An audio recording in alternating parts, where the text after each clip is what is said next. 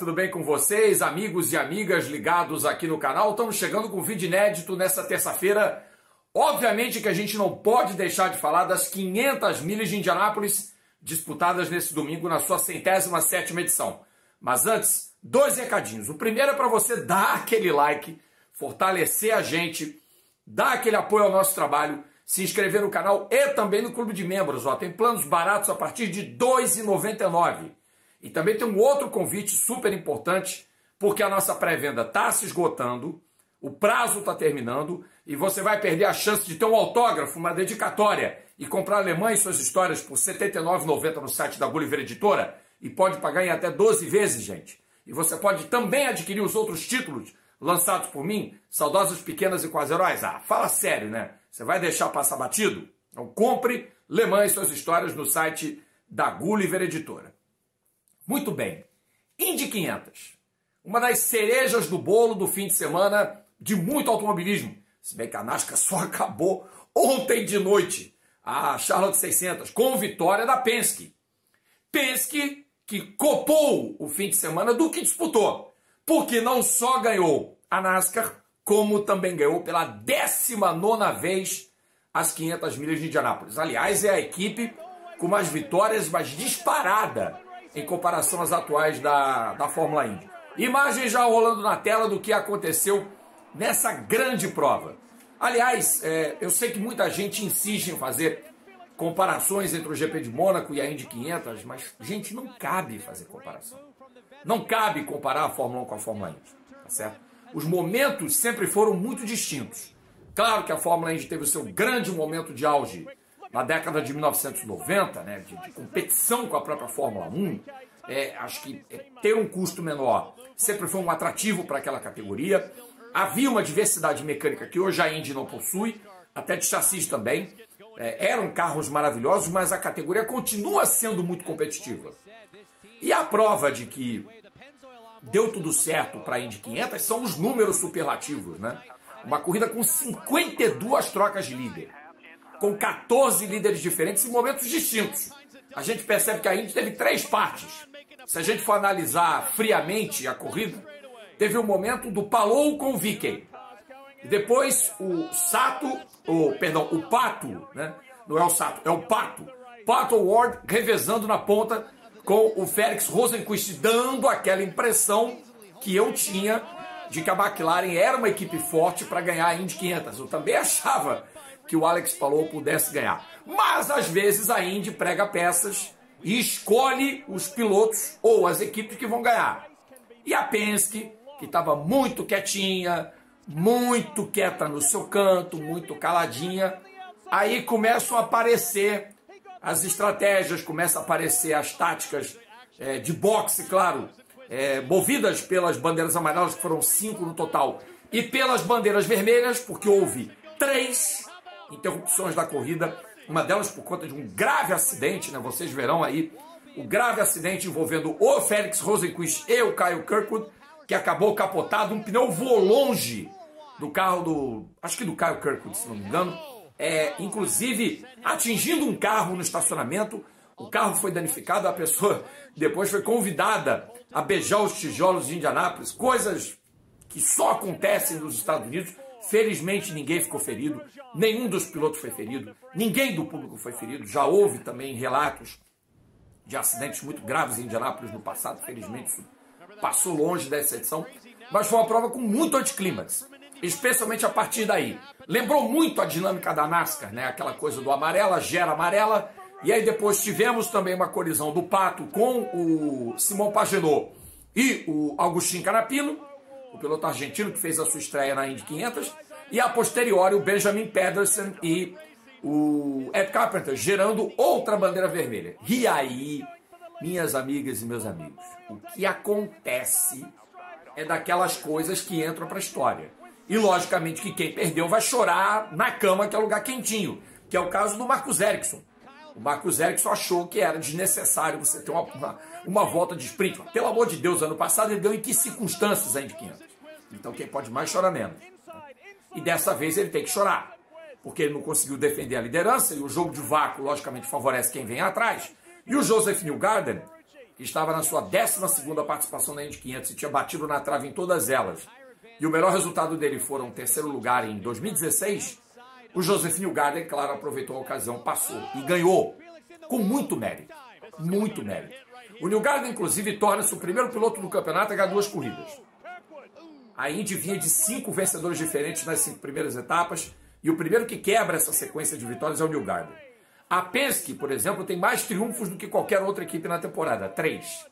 Mas ela tem a inconsistência que, por exemplo, os pilotos da Ganassi não têm.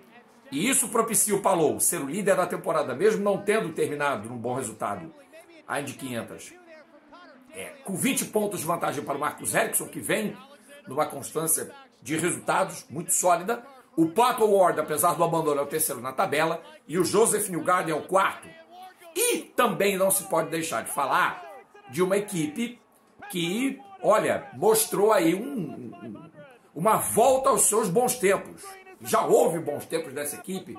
Essa equipe deu corridas no tempo da IRL, que é a equipe do AJ Foyt. O Santino Ferrucci foi terceiro colocado. Eles chegaram a liderar a corrida. Olha, se acontece isso, de o AJ Foyt ganhar pela 6ª vez a Indy 500, que ele ganhou 4 como piloto, e mais uma como dono de equipe com o Kenny Brack, nossa, Indianápolis ia vir abaixo. Não tenho dúvidas de que viria abaixo. Como não aconteceu, veio a 19ª vitória do Team Penske, a primeira, se não me engano, em 4 anos, né? Se eu não estou enganado, é a primeira em 4 anos, e também é a primeira do Roger Penske como owner da categoria, dono do Indianapolis Motor Speedway. Então, como dono da porra toda, é a primeira vitória do Roger em Indianápolis. E o time, como falei no início do vídeo, copou o final de semana porque o Ryan Blaney ganhou a Charlotte 600 numa igualmente caótica corrida da NASCAR nesse final de semana. Eu deixo para o final a citação aos pilotos brasileiros que, embora tenham tido alguns bons momentos, o Hélio chegou a liderar a corrida pontualmente por conta de paradas de boxe, mas em especial o Tony Kanaan. O Tony, de uma história belíssima no automobilismo americano, que chegou lá vindo da Itália, onde ele estava ralando para conseguir alguma coisa, e sem ter essa possibilidade, foi fazer um teste com a equipe Tasman do Steve Horner para correr de Indy Lights, e desse teste o Tony Kanaan desabrocha para o automobilismo estadunidense.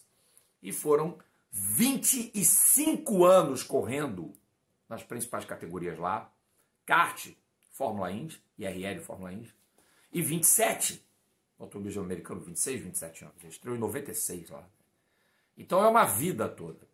E o Tony se estabeleceu lá, casou, teve filhos, a família toda do Tony está lá nos Estados Unidos, a raiz dele está lá. E o Tony, o Hélio, o Gil, o Christian e tantos outros pilotos brasileiros foram na esteira do que o Emerson fez para a Fórmula 1 com os pilotos do país.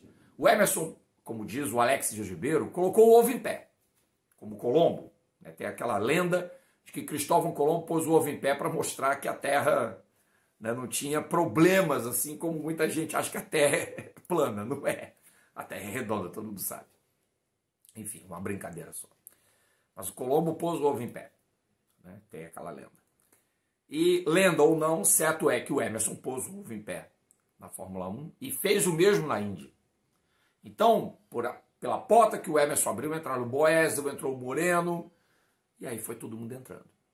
E o Tony aproveitou muito bem essa oportunidade que lhe foi dada, ganhou um título na IRL, pela equipe do Andretti, correu na Andretti, correu na Ganassi, correu na Tasman, correu com Morris Nunn, foi chefiado por grandes nomes, até pelo AJ Foyt, numa fase ruim da equipe de AJ Foyt, e encerra a carreira na McLaren, que ano que vem terá Kyle Larson. Vamos voltar a ter um piloto andando as duas provas no mesmo fim de semana, Charlotte e Indianápolis, coisa que não tem acontecido desde o Kurt Busch. Mas e o Tony tem uma vitória épica na Indy 500 de 2013 para uma equipe que nem de longe, que era a KV, era competitiva. Que ele depois dividiria até com Rubens Barrichello.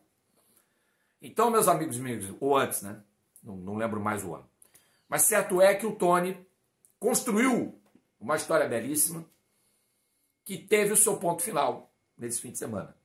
Então só resta a dizer parabéns ao Tony e obrigado pelos momentos vividos, pelas alegrias que nos foram dadas, né? Pelas emoções também vividas, porque há 10 anos a gente comemorava a vitória dele.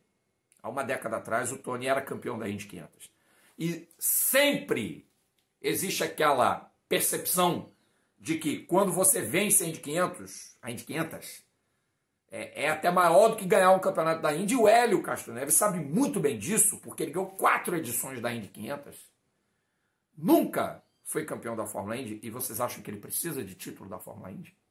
Eu acho que não. O Hélio é um cara gigante no automobilismo dos Estados Unidos e continuará sendo. O Tony também foi. O Tony tem lá sua efígie no Borg Warner Trophy. Está eternizado, está entronizado. E isso, meus amigos e minhas amigas, não tem preço. É motivo de muito orgulho a gente saber que o Brasil tem 8 vitórias na Indy 500. 8 vitórias. E uma delas é do Tony, outra do Gil, 4 do Hélio e 2 do Emerson. Não é pouca coisa não, gente. É muita coisa. É muita coisa. E a gente tem que torcer para que existam, no futuro, nomes à altura da substituição do Tony, que no final do ano completa 49 anos. O Hélio, em 2024, chegará aos 49 anos. Nem sabemos ainda quais são os planos do Homem-Aranha para o futuro. É bom não perguntar, né? Eu acho que isso, nesse primeiro momento, nem cabe. Mas essa foi uma Indy 500 de uma despedida, não digo dolorosa, mas uma despedida com um pequeno travo, né, do que o Tony poderia ter feito. Terminou apenas na 16ª posição, atrás do Hélio, que foi 15º. Não foi o resultado que os dois imaginavam, esperavam conquistar nesse final de semana, mas faz parte de Indianápolis. E venceu quem aproveitou a melhor das oportunidades, porque a volta mais importante que se lidera na Indy 500 é a última, não é a primeira. E o Joseph Newgarden sabia muito bem disso. E só liderou 5 voltas do total de 200. Foi-se o tempo também que havia dominâncias, como aconteceu do Montoya, que quando ganhou pela primeira vez de Hulk, liderou 167 das 200 voltas, mas era o Montoya. O Montoya era um OVNI quando chegou na Fórmula Indy, era um alienígena. E o Newgarden, depois da sua primeira, inédita, histórica conquista em Indianápolis, fez o diabo. Virou Homem-Aranha, foi no alambrado, foi na galera. Olha, o homem estava que estava. O Newgarden estava on. Foi também o Newgarden, né, o primeiro piloto nascido no Tennessee na história a vencer a Indy 500 e o primeiro estadunidense desde o Alexander Rossi na edição dos 100 anos. Na 100ª edição da Indy 500, não do centenário, mas da 100ª edição da Indy 500 em 2016. Então, de lá para cá, só gringos estavam no Victory Lane, né, no topo do pódio, bebendo leite, e dessa vez foi Mr. Joseph Newgarden. O campeonato já tem corrida esse final de semana, não vai parar, né? Tem a volta do circuito no downtown de Detroit. Vamos ver como é que vai ser o GP de Detroit, que há muito tempo já não é mais rodada dupla. Acho que há uns 2 anos, né, na verdade. Não é mais rodada dupla. E vai ter corrida esse final de semana. E na próxima a gente traz também a análise desta 7ª etapa do campeonato. Será que vamos ter o 6º vencedor diferente? Ou será que o Newgarden vai começar a atropelar para tentar ser campeão? Ele que no ano passado perdeu por pouco o título, numa atuação espetacular em Laguna Seca, mas que lhe foi insuficiente para tirar do Will Power a coroa de campeão. Aliás, o Will Power está devendo bastante nessa temporada da Fórmula Indy, hein?